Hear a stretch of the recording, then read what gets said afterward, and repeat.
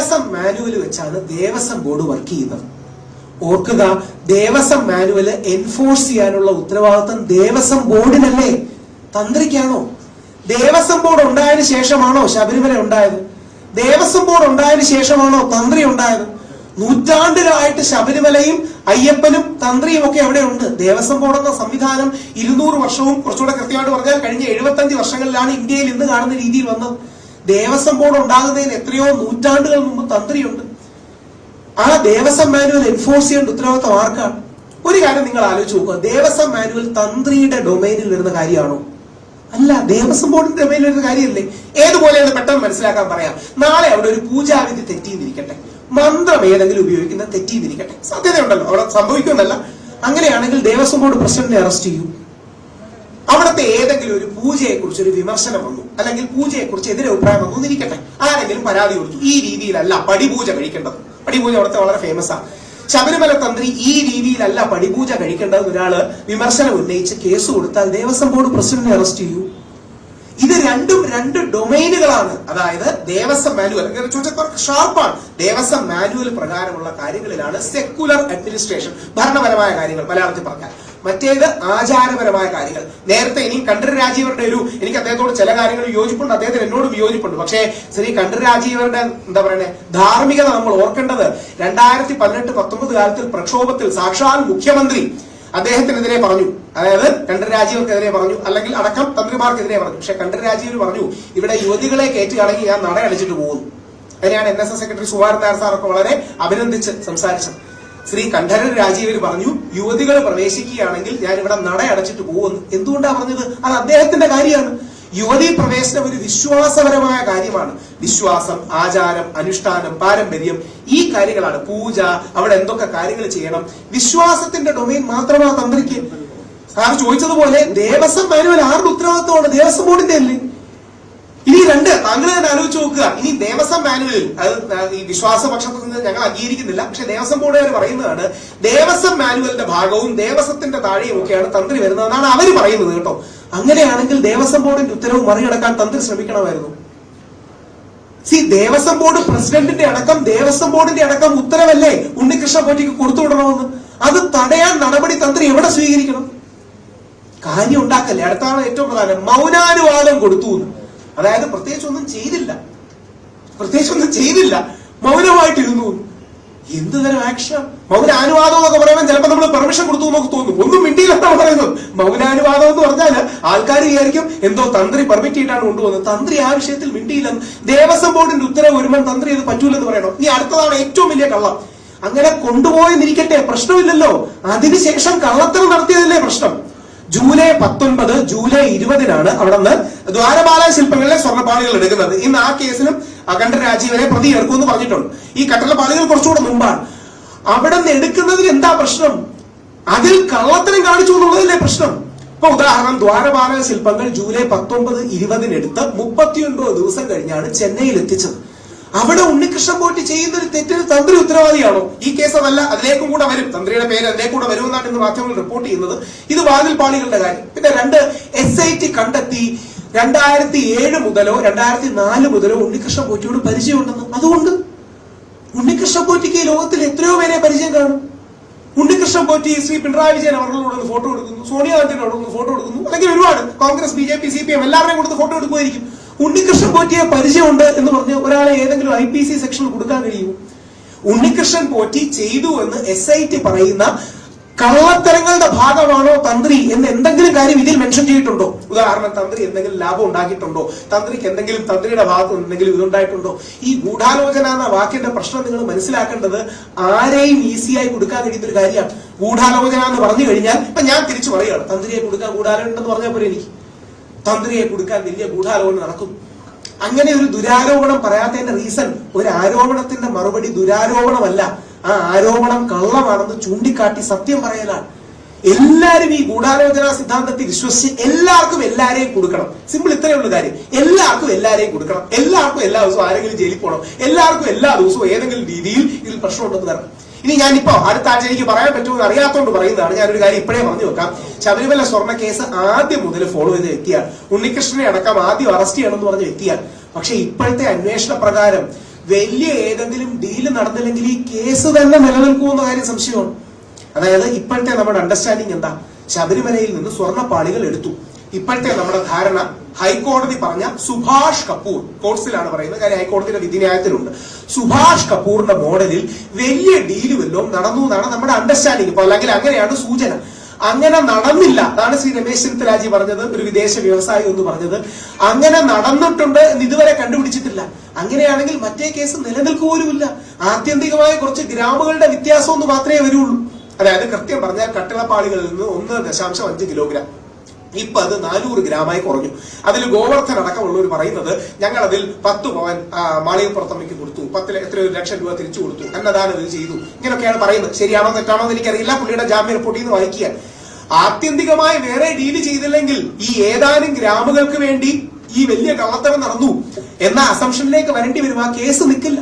അപ്പോ എനിക്കറിയില്ല ഇനി വലിയ ഡീലും എല്ലാം നടന്നു. നടന്നെങ്കിൽ ഞങ്ങൾ അയ്യപ്പ വിശ്വാസികൾക്കോ അല്ലെങ്കിൽ സാധാരണ വിശ്വാസികൾക്കോ ഇനി വിശ്വാസം ഇല്ലാത്തവർക്കോ പോലോ കൊള്ളയായതുകൊണ്ട് നമുക്ക് എല്ലാം ഇടപെടാൻ ഒരു ഇമ്പോർട്ടന്റ് ആയ കാര്യമാണ്.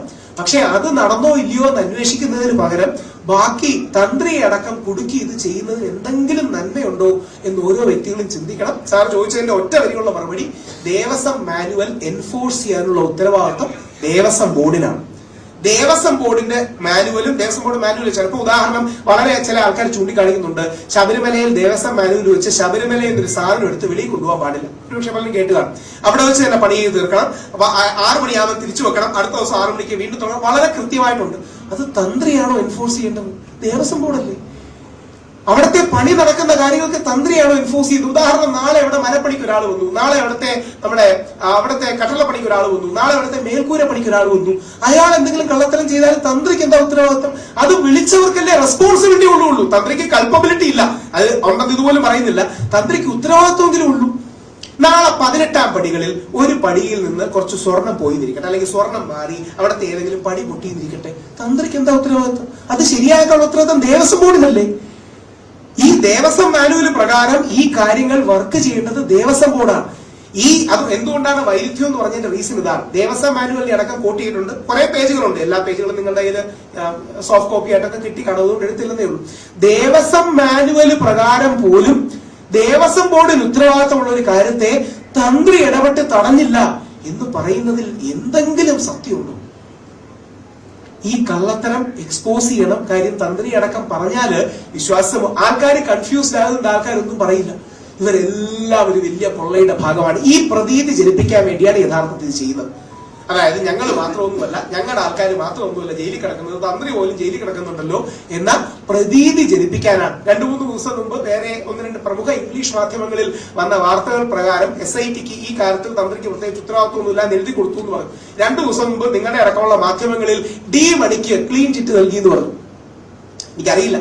അതേപോലെ ആൾക്കാരെ സംശയത്തിന്റെ പേരിൽ കരിവാരി തേക്കുന്നതിന് എന്തെങ്കിലും അർത്ഥമുണ്ടോ എന്ന് ചിന്തിക്കണം. പിന്നെ സാധാരണക്കാർക്കുള്ള ഏറ്റവും വലിയൊരു ചിന്ത, ശബരിമല പോലൊരു മഹാക്ഷേത്രത്തിലെ തന്ത്രിയെ ഏതെങ്കിലും തെളിവില്ലാതെ എന്തെങ്കിലും അടിസ്ഥാനമില്ലാതെ അറസ്റ്റ് ചെയ്യുമോ? ഈ ചിന്ത പലർക്കും ഉണ്ട്. സത്യം പറഞ്ഞാൽ ഈ ചിന്ത കുറച്ച് എനിക്കും ഉണ്ടായിരുന്നു റിമാൻഡ് റിപ്പോർട്ട് കാണുന്നത് വരെ. ഈ റിമാൻഡ് റിപ്പോർട്ടിൽ പറയുന്നതല്ലേ ബെസ്റ്റ് കേസ് സിനാരിയോ, ക്ലെയിം ചെയ്യാൻ കഴിയുന്നതിന്റെ പരമാവധി. ഇനി ഇതിനെക്കുറിച്ച് കൂടുതൽ അന്വേഷിക്കണമെന്നൊക്കെ പറയുന്നതല്ലാതെ എന്ത് മെറിറ്റാണ് 10-60-65 വയസ്സായ ഒരു മനുഷ്യനെ അല്ലെങ്കിൽ ഈ പ്രായത്തിൽ നിൽക്കുന്ന ആൾക്കാരെ അവിടെ ഇട്ട് ടാർഗറ്റ് ചെയ്യുന്നത്, ലക്ഷ്യം വെക്കുന്നത്, കരിവാരി തേക്കുന്നത്, വേട്ടയാടുന്നതിന് എന്ത് സത്യമുള്ള?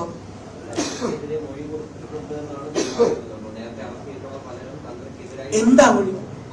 അവിടെയാണ് നിങ്ങൾ ഓരോരുത്തരും ശ്രദ്ധിക്കണ്ടേ. തന്ത്രിക്കെതിരെ മൊഴിയുണ്ട്, എന്താ മൊഴി? നമുക്കറിയില്ല, ആർക്കും അറിയില്ല. ആരുടെയും കുറ്റമായിട്ട് പറയില്ല, ആർക്കും അറിയില്ല. മൊഴിയുണ്ട്, ഇതൊക്കെ എന്ത് മൊഴിയോ? ശരി, തന്ത്രിക്കെതിരെ മൊഴി ഉണ്ടെന്നിരിക്കട്ടെ. മൊഴി എന്താ? ബേസിക്കലി ഏതോ ഒരു കുറ്റം ചെയ്തു, ആ കുറ്റത്തെ സപ്പോർട്ട് ചെയ്യാനുള്ള കാര്യത്തെയാണ് നമ്മൾ മൊഴി എന്ന് പറയുന്നത് അല്ലേ? തന്ത്രിക്കെതിരെ കുറ്റം ഇതാണെങ്കിൽ പിന്നെ എന്ത് മൊഴി ഉണ്ടാവാനോ? ദേവന്റെ അനുമതി മേടിച്ചില്ല, ബാക്കി ആർക്ക് മൊഴി കൊടുക്കാൻ പറ്റും? ഉദാഹരണം, അവിടെ നിൽക്കുന്ന മേശാന്തിക്കോ പരികർമ്മിക്കോ അവിടെ നിൽക്കുന്ന സാധു ബ്രാഹ്മണർ ബാക്കിയുള്ളവർ കാണും, അവർക്ക് മൊഴി കൊടുക്കാൻ പറ്റൂല്ല ദേവന്റെ അനുമതി മേടിച്ചോ ഇല്ലയോ? ശരിക്കും എന്തായി അലിഞ്ഞാന്നറിയാം. അലിഞ്ഞാതെ വാക്ക് പലർക്കും അറിയില്ല. തന്ത്രി ധ്യാനത്തിലിരുന്ന് ദേവനോട് അനുമതി ചോദിക്കുന്നതാണ് അലിഞ്ഞ എന്ന് പറയുന്നത്. അത് ദേവൻ കൊടുത്തോ ഇല്ലയോ, മേടിച്ചോ ഇല്ലയോ, അങ്ങനെ ചോദിച്ചോ ഇല്ലയോ എന്ന് എങ്ങനെ SITക്കാർക്ക് അറിയും? തന്ത്രിയല്ല, ശരിയാണ്. തന്ത്രി ഇപ്പൊ സ്വയമായി ഞാൻ മേടിച്ചില്ല എന്ന് സ്വയം തെറ്റ് ചെയ്തു എന്ന് പറയും. ഇനി 2 തന്നു എന്ന് ഒരു ദിവസത്തേക്ക് ചിന്തിക്കാമേ. ഒരു ദിവസത്തേക്ക് തന്നു എന്ന് തന്ത്രി പറഞ്ഞാലേ ഇത് തന്നെ എസ്ഐക്ക് വീണ്ടും പറഞ്ഞൂടെ? കണ്ടോ, ദേവന്റെ അനുമതി തന്നു എന്ന് പറഞ്ഞ് ഈ തട്ടിപ്പിന് തന്ത്രി കൂടെ വന്നു. ഇതില് ആദ്യമായിട്ടായിരിക്കും ഒരു പോലീസ് റിപ്പോർട്ടിൽ ദൈവത്തിന്റെ പരാമർശം ഉണ്ടാകുന്നത്. ദേവന്റെ അനുജ്ഞ മേടിച്ചോ ഇല്ലയോ എന്നുള്ളൊരു ചോദ്യം ആദ്യമായിട്ടായിരിക്കും ഏതെങ്കിലും പോലീസ് റിപ്പോർട്ട്. കാര്യം ദേവന്റെ അനുജ്ഞ മേടിച്ചോ ഇല്ലയോ എന്ന് കോടതിയിൽ പ്രൂവ് ചെയ്യാൻ പറ്റൂ. ആചാരത്തിന്റെ ഭാഗമായി അവിടെ നിന്ന് സ്വർണം എടുത്തുകൊണ്ട് പോകുന്നു. ആ സ്വർണം എടുത്തുകൊണ്ട് പോകുന്ന വഴി ഉണ്ണികൃഷ്ണൻ പോറ്റി, ഇപ്പോഴത്തെ കേസാ പറയുന്നത്, ഉണ്ണികൃഷ്ണൻ പോറ്റി മാനിപ്പുലേറ്റ് ചെയ്യുന്നു അല്ലെങ്കിൽ വിൽക്കുന്നു. അത് തന്ത്രിയുടെ ഉത്തരവാദിത്തം എങ്ങനെയാവും? ഉദാഹരണം, 39 ദിവസം കഴിഞ്ഞാണ് ചെന്നൈയിൽ എത്തിച്ചത്. ഈ കേസല്ല, ദ്വാരപാലക ശില്പങ്ങളുടെ കേസ് എന്നാണ് നമ്മൾ മനസ്സിലാക്കുന്നത്. അത് വിളിച്ചു ചോദിക്കേണ്ട ദേവസ്വം ബോർഡ് ഉത്തരവാദിത്തമല്ലേ? പിന്നെ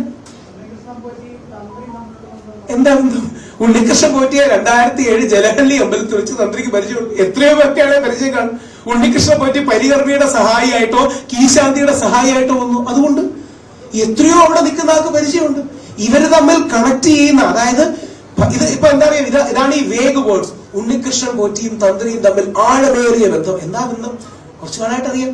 ദൈവം സഹായിച്ച് എനിക്ക് ഉണ്ണികൃഷ്ണൻ പോറ്റി അറിയില്ലെങ്കിൽ ഈ പേരിൽ എന്നെ ക്രോസ് ചെയ്തത് എന്തിനാണ്? ഉണ്ണികൃഷ്ണൻ പോറ്റി തന്ത്രിയുടെ മകന്റെ കല്യാണത്തിന് വന്നു. അതുകൊണ്ട് ആയിരക്കണക്കിന് ആൾക്കാർ കല്യാണത്തിന് വരില്ലേ? ഇതിനെ ഗിൽറ്റ് ബൈ അസോസിയേഷൻ എന്നാണ് വിളിക്കുക. അതായത് തെറ്റുകാരൻ ആരോപിക്കുന്ന ഒരാളുടെ കൂടെ ഫോട്ടോ ഉണ്ടെങ്കിൽ അയാളുടെയാണ്. ഉണ്ണികൃഷ്ണൻ പോറ്റിയും തന്ത്രിയും തമ്മിൽ എന്ത് ബന്ധമുണ്ട്? ഉദാഹരണം, സാമ്പത്തിക ഇടപാട് വല്ലതും ഉണ്ടെന്ന് ഇതുവരെ കണ്ടെത്തിയിട്ടുണ്ടോ? ഭാവിയിലുണ്ടോ എന്ന് അറിയാം. ഇതുവരെ കണ്ടെത്തിയിട്ടുണ്ടോ? ഇല്ല. മെറ്റീരിയൽ എവിഡൻസ് ഉണ്ട്. സാറേ, അത് അന്വേഷിച്ചിട്ടല്ലേ അറസ്റ്റ് ചെയ്യേണ്ടത്? അത് യഥാർത്ഥത്തിൽ ഉണ്ടെങ്കിൽ അന്വേഷിച്ചിട്ടല്ലേ അറസ്റ്റ് ചെയ്യേണ്ടത്? നേരെ തിരിച്ച് അറസ്റ്റ് ചെയ്തിട്ട് ഇങ്ങനെ ഉണ്ടെന്ന പ്രസംഷനിലാണോ പോകുന്നത്? ഇത് യഥാർത്ഥത്തിൽ തന്ത്രിയെ കുടുക്കി അപമാനിക്കാൻ ശ്രമിക്കുകയാണ്. സിമ്പിളായി നമുക്ക് എല്ലാം അറിയാം. ആ സത്യം പറയുന്നതേ ഉള്ളൂ. തന്ത്രിയെ കുടുക്കി അപമാനിക്കാൻ ശ്രമിക്കുകയാണ്. തന്ത്രിയെ കുടുക്കി അപമാനിക്കാൻ ശ്രമിച്ചാൽ തന്ത്രിയും ഉണ്ണികൃഷ്ണൻ പോറ്റിയും ഒക്കെ ചെയ്തതാണ് എന്ന തെറ്റിദ്ധാരണ സമൂഹത്തിലേക്ക് പരത്തിയാൽ ഈ ചെയ്യുന്ന ആൾക്കാർക്ക് ചില ആൾക്കാരെ രക്ഷിച്ചെടുക്കാനും മറ്റു ചിലരിലേക്ക് ചോദ്യങ്ങൾ എത്താതിരിക്കാനും കഴിയും. അതിനുവേണ്ടി യഥാർത്ഥത്തിൽ ചെയ്യുന്നതാണ്. ഈ യഥാർത്ഥത്തിൽ തന്ത്രിയെ കൊടുക്കുന്നതാണ്. സിമ്പിൾ ഭാഷ ഇത്രയേ ഉള്ളൂ. തന്ത്രിയെ കൊടുക്കുന്നതാണ് യഥാർത്ഥത്തിൽ നടക്കുന്നത്. അത് രാഷ്ട്രീയ കാരണങ്ങൾക്ക് വേണ്ടിയാണ്. അതിന്റെ മറുപടി തിരിച്ചെന്നാ CPM-ന്റെ കുറച്ച് ആൾക്കാരെ കൊടുക്കാമെന്നല്ല. ഈ വിഷയത്തിൽ കോടതി പരാമർശ വിധേയമായ ആൾക്കാരുണ്ടെങ്കിൽ അതികഠിനമായി ശിക്ഷിക്കണം, നടപടിയെടുക്കണം. പക്ഷേ 9 ഇടക്കാല വിധിന്യായങ്ങളിലും തന്ത്രിയുടെ പേരില്ല. അതൊരു ഫാക്ട് ആണല്ലോ. ഞാൻ പറയുന്നത് നല്ലൊരു ഫാക്റ്റാണ്. 9 ഇടക്കാല വിധിന്യായങ്ങളിൽ തന്ത്രിയുടെ പേരില്ല. തന്ത്രിയെ കുറിച്ച് ഹൈക്കോടതിയുടെ ഒരു നെഗറ്റീവ് പരാമർശമില്ല. ഹൈക്കോടതി അന്വേഷിച്ച് എഴുതിയെടുക്കാൻ കൊടുത്ത കാര്യങ്ങളിലൊന്നും തന്ത്രിയെ സംബന്ധിക്കുന്ന കാര്യമില്ല. അപ്പൊ യഥാർത്ഥത്തിൽ തന്ത്രിയെ വേട്ടയാടുന്നതും തന്ത്രിയെ കൊടുക്കുന്നതിന്റെ പിന്നിലുള്ള താല്പര്യങ്ങൾ ഇതാണ്. എതിർ ശബ്ദങ്ങളെ അല്ലെങ്കിൽ അവർക്ക് അനുകൂലമല്ലാത്ത നറേറ്റീവിനെ ഇല്ലാതാക്കാൻ വേണ്ടിയുള്ള ശ്രമമാണ്. അതിന്റെ നീ എന്റെ കാര്യം കൂടെ പറഞ്ഞ അവസാനം അതിന്റെ ഭാഗമായിട്ടാണ് തിങ്കളാഴ്ച എന്റെ ജാമ്യങ്ങൾ ഉണ്ടാക്കണമെന്ന് പറഞ്ഞ് പോയിട്ടുണ്ട്.